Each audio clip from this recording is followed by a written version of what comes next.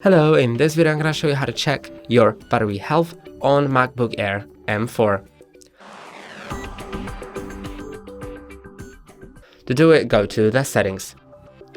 In settings, go to battery. Now you can find the battery health, and as you click on the eye icon, you can see that the battery condition in my case is normal and the maximum capacity is 100%. And what it means is just that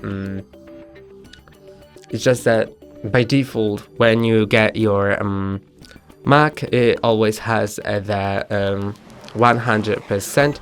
This is the design capacity, but over years it'll slightly decrease, and it's normal for it to decrease, of course.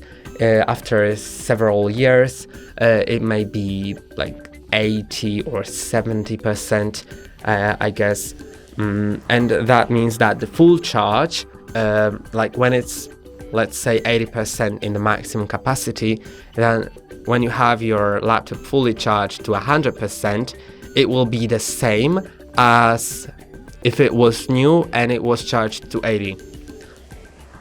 Just like how much it has decreased. And that's all for today. Don't forget to like and subscribe. See you next time.